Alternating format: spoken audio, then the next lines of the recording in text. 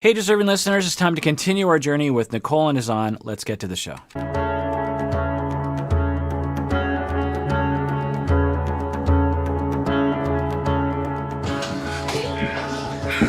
Can you open, Nicole? Please. Let's talk. Where is he? He's in the bathroom right next door. Nicole?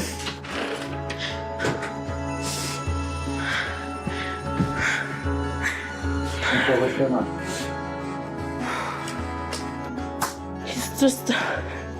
He can only blame everyone else.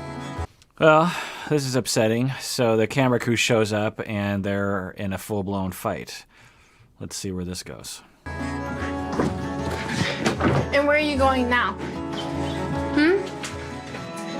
You don't get to just walk away. Okay, go. She's quick. No, you know why? Because, So this is a very common dynamic for preoccupied and avoidant people. I, of course, have no idea if my speculation is correct because it's a speculation based on extremely limited information that the show deems to show us.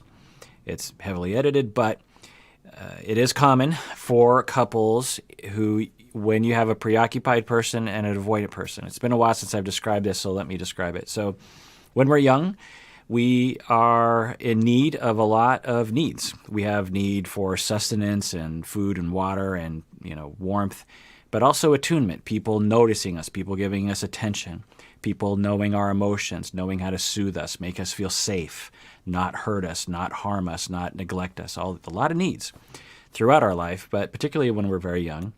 And when we're very young and those needs are being frustrated somehow, we're not being attuned to. Attunement is noticing the state your child is in and responding accordingly, responding in a helpful way.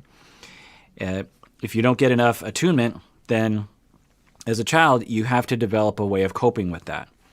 So for some children, and sometimes it depends on the style of lack of attunement, but I won't go into that. But just to say that if you don't get enough attunement or you're being mistreated in some way, you have a number of different options, but two of the common reactions is avoidant and preoccupation. So to avoid is to say, I'm not getting the love and attention that I need, and so I'm just going to avoid attachments.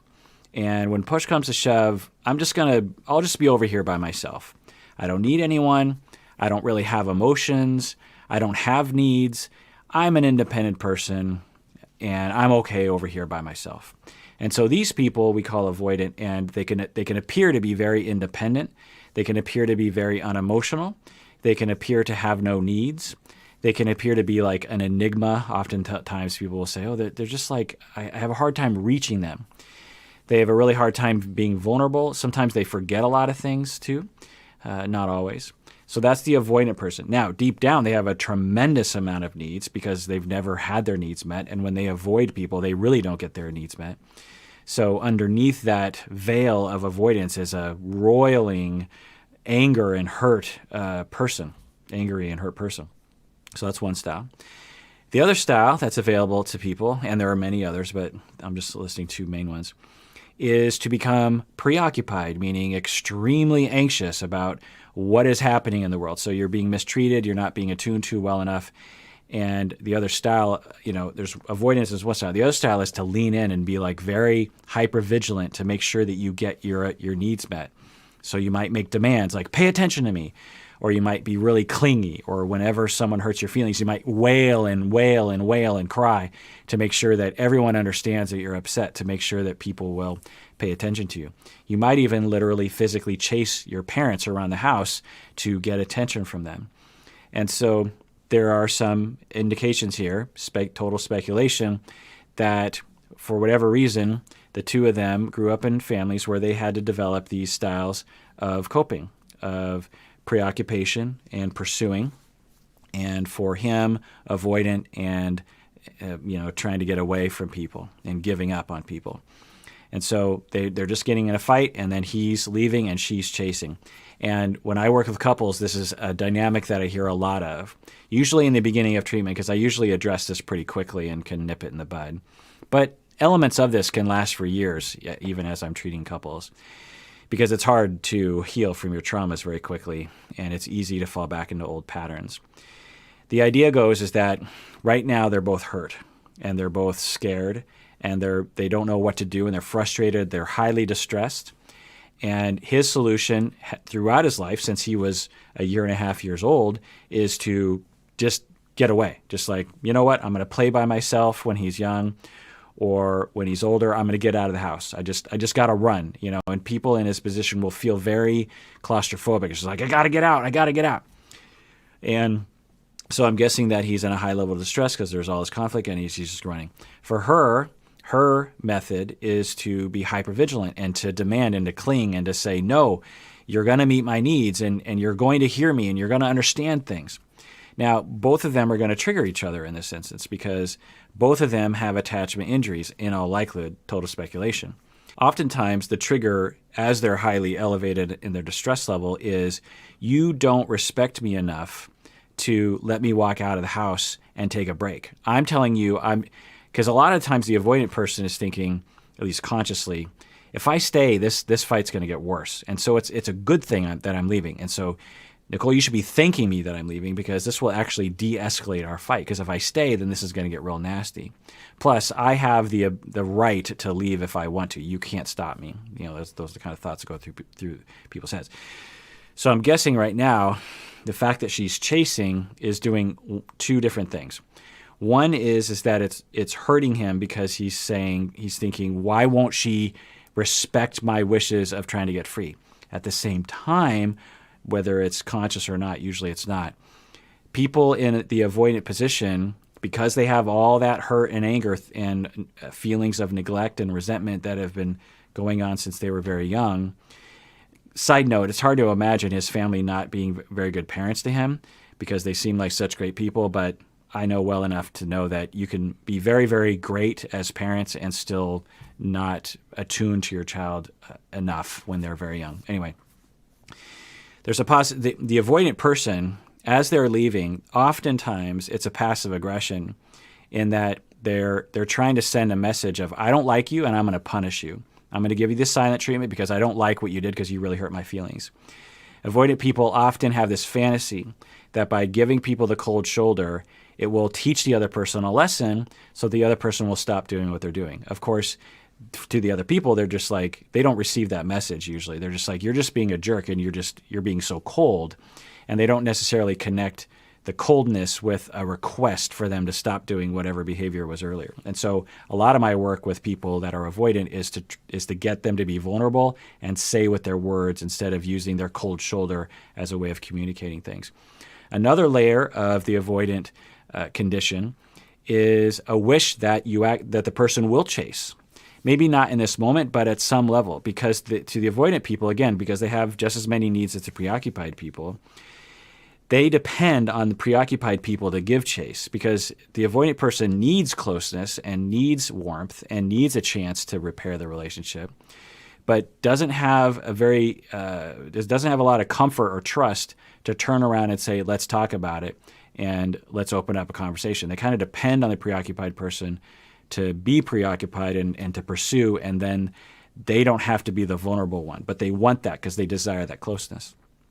For the preoccupied people, sometimes what's going through their mind as their distress level is going up is a panic. I know people that I've worked with before who are like Nicole. I don't know if Nicole is having this emotion, but they often do, which is just utter panic. He's running away. I'm going to lose him. I'm never going to see him again. He doesn't love me. I'm never going to be loved. No one's going to love me. I'm completely alone, and I'm all my traumas of abandonment are being triggered. When I was 3 years old, and my parents were fighting because they were divorcing or whatever was going on, I feel like that again, and I don't know what to do. And I just need him to stop and love me and reassure me that he loves me. So a lot of times the solution that I will lay out for this dynamic is to say to because it's usually kind of dependent on the avoidant person. I'll talk to the avoidant person. I'll say, so it's totally fine that you want to get away and take a break if you need to. You have the right to walk away and take a break. The key is that you have to turn around and say, honey, I love you, and I'm not angry at you. or if I am, I'll get over it. I just need, give me like a half an hour. I'm going to walk around the block, or I'm going to meet up with my friend. I'll be back maybe 45 minutes. I'll be back and we'll talk about it then. But if I stay, I don't know what's going to happen, and I'm in so much distress right now. I don't know what else to do. So let me reassure you, I love you, but I need a break. So please, trust me, I'll be back and we'll talk about it. And if you do that to the preoccupied person, they're like, oh, okay, go ahead, because they're reassured. But the avoidant person, it's so hard for them to say that in the moment, especially in the way that I laid it out, in a very differentiated manner, in a way that's not blaming and accusatory. Like sometimes as a transition statement, the avoidant person will be like, I'm leaving because you're pissing me off and I need a break and you need to acknowledge that, so some vulnerability, but not constructive vulnerability. So yeah, that's what I'm seeing right now. I don't know if that's what's happening inside their hearts and their minds, but that would be my speculation. So last night, I don't want to be nice to you. No, there's nothing to talk about. I have nothing to say.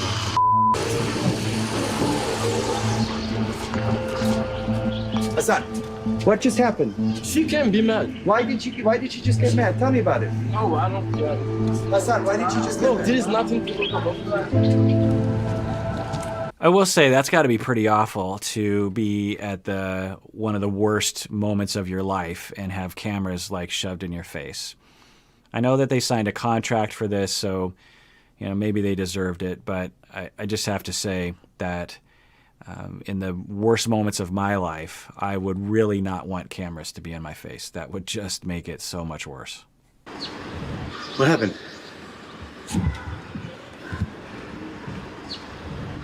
What did he do? Stupid.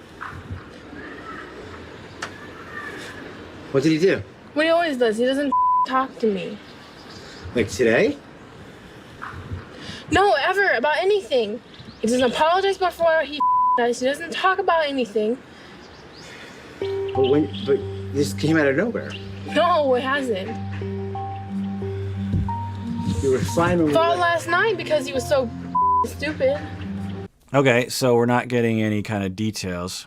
I have to say, as a viewer, I'm curious as to what happened, but of course, they should be allowed some privacy, or at least a moment to catch their breath to talk about this. I really got upset because yesterday I just really wanted to talk, and I feel like sometimes, I'm just being ignored, and like he goes and talks to his friends, or he goes out and, to the cafe, and sometimes I just want to talk to him, to sit down and just talk, and I feel like he doesn't want to. I want to go out. I think So it's very common to a preoccupied avoidant dynamic that the preoccupied person will say, you need to talk. You need to say things. I'm so angry that you're not talking. And what's really happening is that the preoccupied person is terrified that there isn't reassurance. Preoccupied people need a lot of reassurance from their partners that the relationship is safe, essentially, and that the other person loves them and likes them. And avoidant people, they need that too, but they kind of gave up on that a long time ago. So avoidant people tend to walk around in a constant state of feeling neglected, but they don't really do anything about it because they just don't believe that anyone cares enough. And so they just kind of operate as if they don't care, but they do care deep down. And then every once in a while, they'll have these spikes in distress. So it's common to that dynamic. I don't know if that's what's happening. I'd have to ask them. I try to go out or something, because if I keep answering, that will never stop. no. Do you realize it only gets so bad because you ignore me? You don't answer me. You know you why don't I ignore talk you? to I me. ignore you only because you don't know how to talk in a good way. You don't know how to talk, period. So I just have to say that is classic preoccupied avoidant dynamic. From his point of view, he's like, yeah, I don't talk. But the only reason why I don't talk is because you yell at me all the time. And then she's saying, well, the reason why I yell at you is because you don't talk ever. So you see that, right? It's a circle. It's a system. It is mutual causality. But each person believes, well, if the other person would stop, then everything will be okay. But when you look at the system, they both are causing the other person's behavior. The more he doesn't talk, the more she yells and demands. The more she yells and demands, the more he doesn't talk. So that's where a couples therapist comes in and says, let's both try to even the playing field. Okay, Azan, what do you need to have happen in order for you to talk more? Okay, Nicole, what do you need to have happen in order for you to not yell, in his definition of yelling, in order for you not to yell as much? There's underlying issues. When you, for Azan, which I'm guessing he might not have ever said, or might not even know, from Azan's point of view, it's, Nicole, when you yell at me and you are hurt, it hurts my feelings. And when I get hurt, I shut down and I give up, and I'm distressed and I don't know what to do. That's the effect it has on me, because she might not know that. She might not know that it really hurts him. He might not know it really hurts him. From her point of view, she could say, when you're quiet and you don't say much, it scares me so much because I wonder if you really care. It also really hurts my feelings because it feels like you're just giving me the cold shoulder, like you don't really love me, like you don't really care about me. Then he would say, no, the only reason why I'm being quiet is because I'm hurt and I'm scared. Oh, okay. I didn't know you're hurt and scared because you seem like you're blank. You don't seem like you have any emotions. And then we understand each other. Then they can take care of each other. Then they can express and have the other person rise to the occasion and help the other person out. Like from Nicole, she might say to Azan, I didn't know you were hurt. I didn't know that quiet meant hurt. In my family, no one does that. So I've never encountered anyone like that. So when you're quiet, you're hurt because you don't look hurt to me. You look like you're just, like you don't care, or you're even kind of angry at me. You don't look hurt to me. And for Azan to be like, yeah, when I'm shutting down, that means I'm really hurt. That means I'm really afraid. And I can get very hurt. I can get hurt very easily.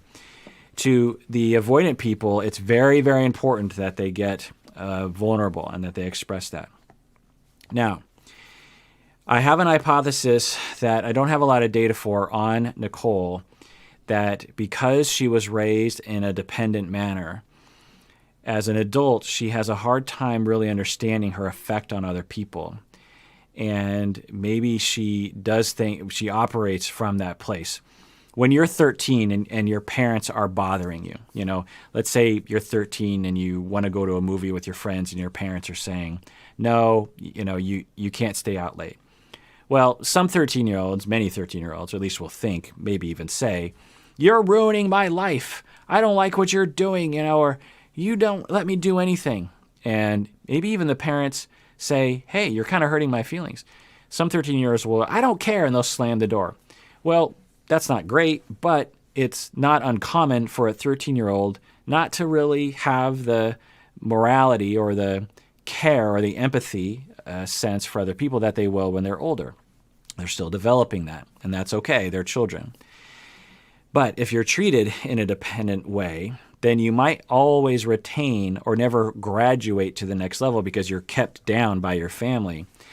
And you might always have a 8-year-old, 13-year-old sense of your responsibility to other people's feelings.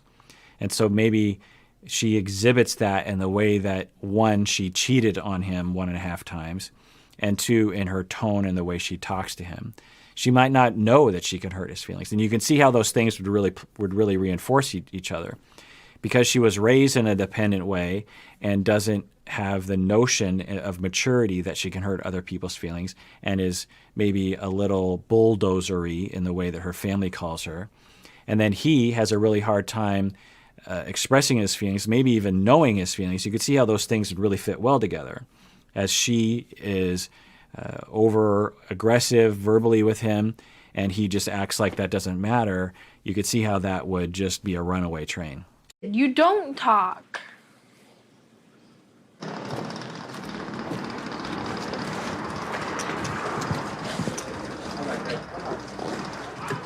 What are you doing? Stop. Go away. Just go.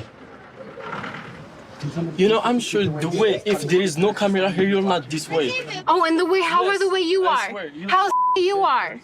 No, you're a bad person. Don't say that I'm the bad person, okay? Okay, so that's interesting. What he is saying is if the cameras weren't here, You would not be acting this way.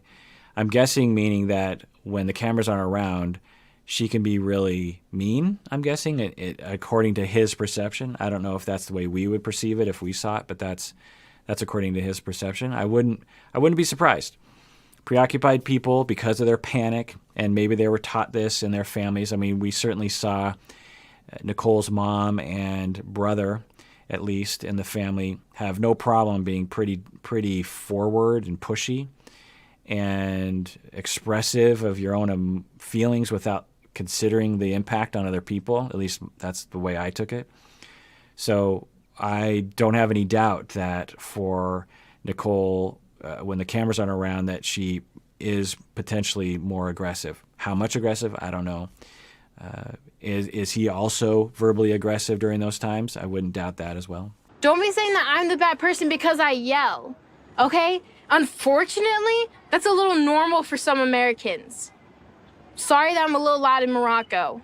So I have to say, as an American, this often is the narrative. We've seen this in, like, I think the Lisa and Usman, there was a similar kind of narrative that, like, well, American women yell and that's okay in America or something. And I just have to say, like, yelling isn't okay. It might be more, I don't know, maybe it's more common in the United States. I feel like it probably isn't. Treated families from around the world, distrust and aggression and yelling and being mean to each other knows no boundary in terms of country. I don't know about Morocco, but I just have to say, when I hear that, I'm just like, this is a similar thing with Erica and Stephanie. I feel like the Americans really just don't look great. And when and that's fine. I mean, it's not like America shouldn't get a dose of humility now and then, for sure. But I just have to say that when she says that, let's rewind that. Bad person. Don't say that I'm the bad person, okay?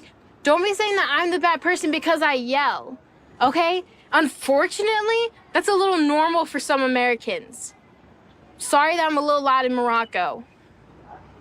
But you just freaking bring it out of me. Now, I think what she's saying is, I'm sorry that I'm an American woman who doesn't have a problem speaking her mind. I think that's probably what she is saying.